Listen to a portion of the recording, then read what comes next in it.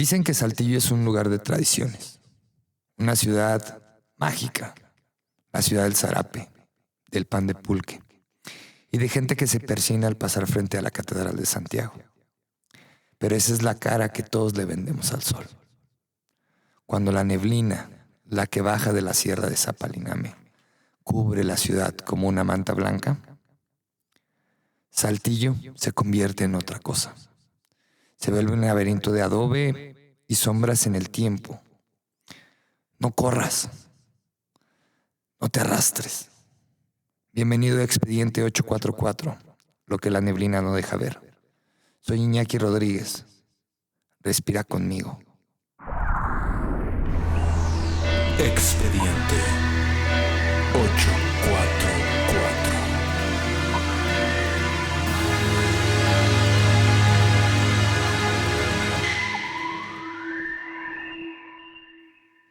¿Sientes ese aire frío por tu nuca? Eso no es la ventilación.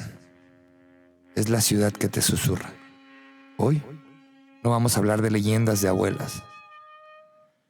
Vamos a hablar de un tipo de horror que no desaparece con el amanecer, porque se alimenta de nuestra propia normalidad. Vamos a abrir el expediente del depredador más metódico que ha caminado por estas calles. El silencioso. Un hombre que no quería tu sangre.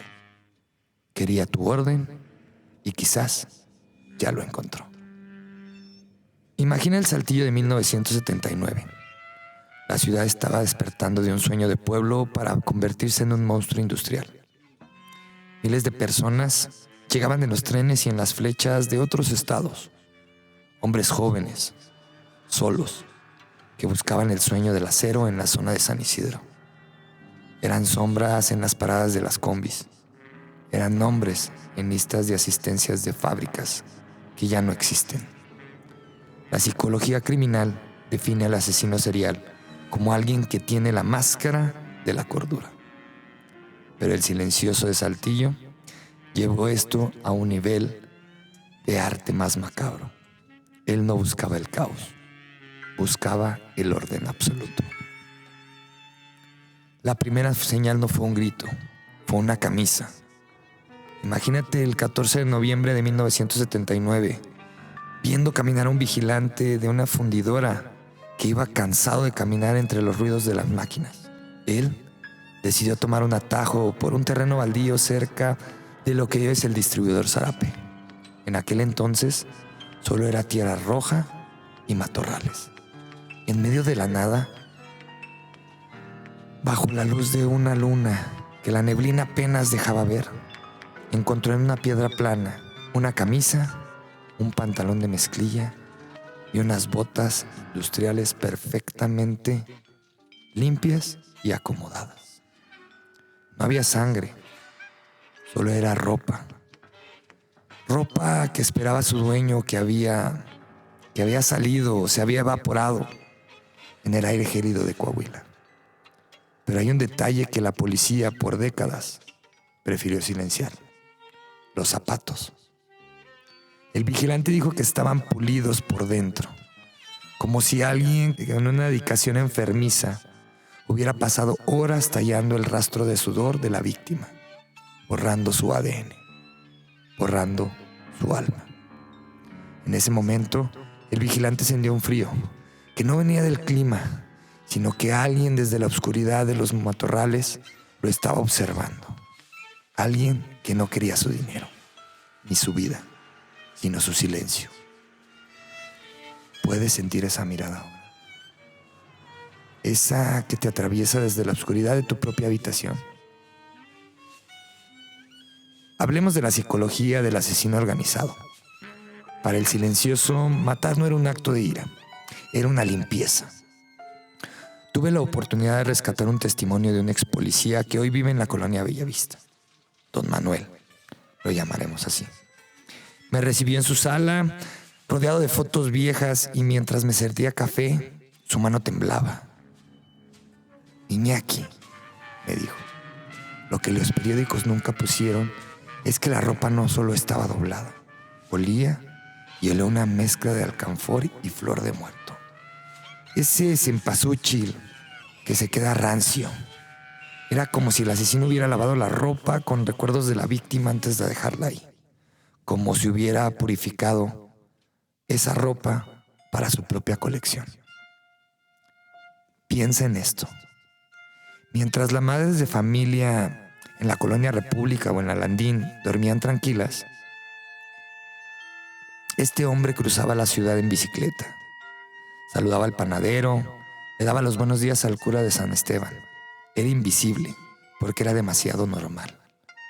Pero en su maleta de herramientas no llevaba llaves inglesas ni desarmadores. Llevaba un kit de un bibliotecario del horror. El silencioso escogió a los invisibles. Esos hombres que vivían en un cuarto de renta de 3x3, que no tenía nadie que preguntara por ellos hasta el día de pago. Se dice que los acechaba en las cantinas, en el centro, caminando por la calle de Victoria. Entraba a las cantinas, esas cantinas que tienen las puertas de madera que rechinaban al abrirse. Los veía beber una cerveza, quizás su última cerveza. Y luego, después de seguirlo por las calles estrechas como Hidalgo o Allende, él no usaba la fuerza. Él usaba la confianza. Una palabra amable, una invitación a un lugar más cálido y entonces el silencio. Un silencio que hoy quizás ya te rodea. Pero te preguntarás por qué dejar la ropa doblada. Aquí es donde la mente se nos quiebra. Para la psicología criminal esto se llama fetiche de situación. Al doblar la ropa, el asesino le está diciendo a la ciudad: ya no eres una persona. Ahora eres un objeto bajo mi control. Imagínate llegar a tu casa hoy. Son las 3 de la mañana, llegas cansado de trabajar. La puerta de tu cuarto se abre sin hacer un solo ruido. No escuchas pasos porque él sabe dónde cruje cada madera de ese saltillo antiguo. No te despierta el miedo. Lo que te despierta es ese olor a alcanfor y a cempasúchil.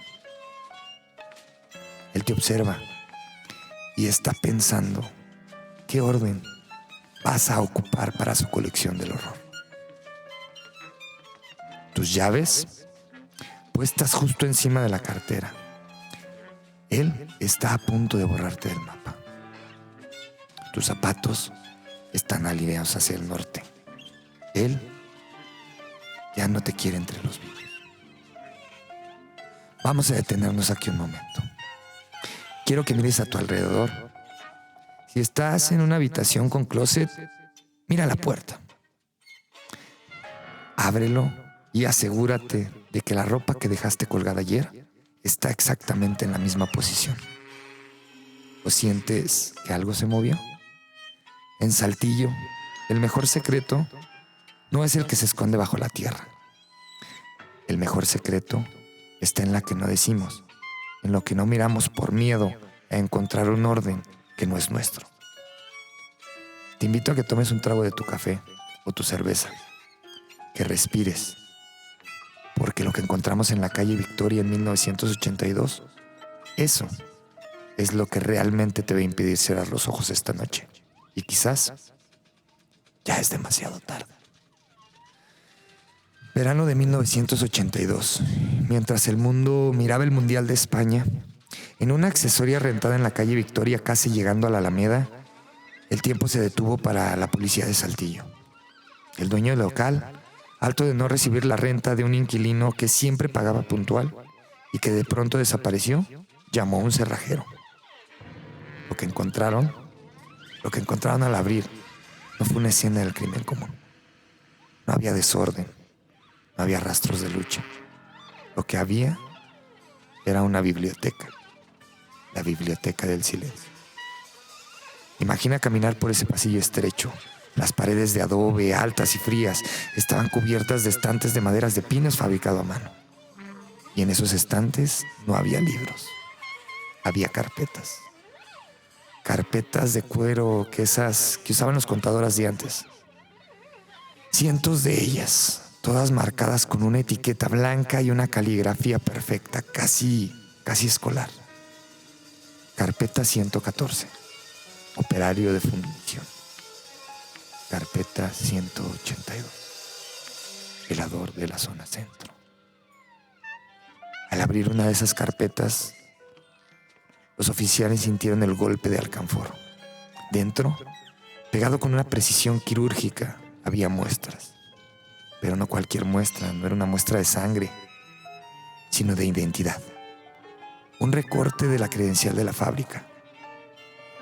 Un mechón de cabello pegado con cinta adhesiva, clasificado por color, grosor y, según la nota al margen, por docilidad. Pero don Manuel, ex policía, me confesó algo que no figuró en ningún informe. En la última página de cada carpeta, escrita con esa misma caligrafía, había una descripción detallada. No de dolor, no lo describía. Decía: paz dejó de existir, de convertirse en un registro. ¿Puedes imaginarte la calma de una mente tan retorcida al pensar que al desaparecer tú encontró un registro perfecto y una paz correcta? Pero te preguntarás quién era este hombre. La psicología lo define como un psicópata adaptado. Alguien que usa el orden para calmar el caos que lleva dentro. Para el silencioso, los hombres que llegaban a Saltillo eran piezas de un motor que él debía desarmar para entender cómo funcionaba la ciudad. En las notas encontradas en la calle de Victoria, él descubría sus noches en la plaza de armas. Decía que le gustaba sentarse en las bancas verdes, a observar a la gente que salía. Escribió algo que aún hoy me hiela la sangre. Saltillo es una ciudad que brilla por fuera, pero su sombra es más pura. Yo solo ayudo a la sombra a encontrar el lugar, ese lugar en el estante.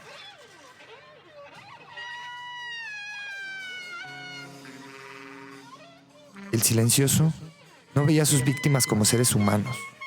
Él estaba realizando un exorcismo social. Estaba devolviendo el disfraz a la ciudad y quedándose con lo que él consideraba la verdad. Un mechón de pelo, un olor, una entrada en un registro.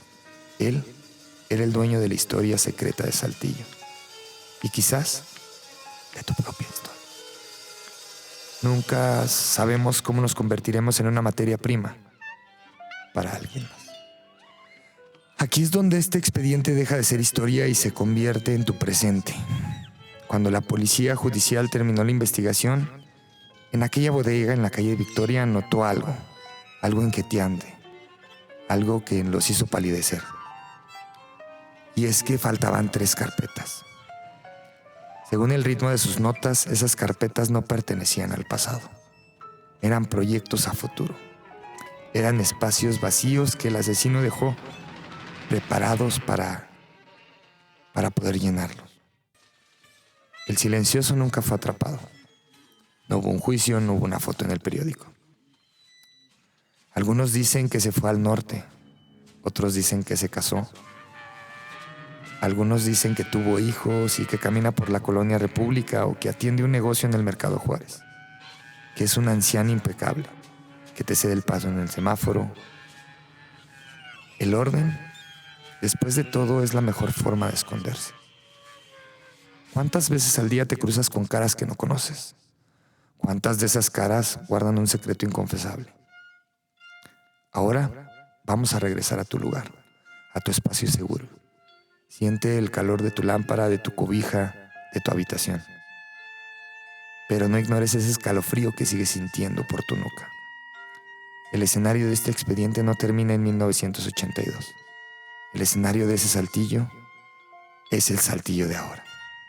Ese Saltillo que pisas a diario, son los baldíos que rodeas para no ensuciar los zapatos. Son las casas de techo alto, donde el eco siempre responde con una segunda voz. Mañana, cuando el sol logre disparar la bruma y la ciudad recupere su cara tradicional de progreso, camina por la calle Victoria. Mirarás y buscarás aquel local viejo, aquel local en Victoria.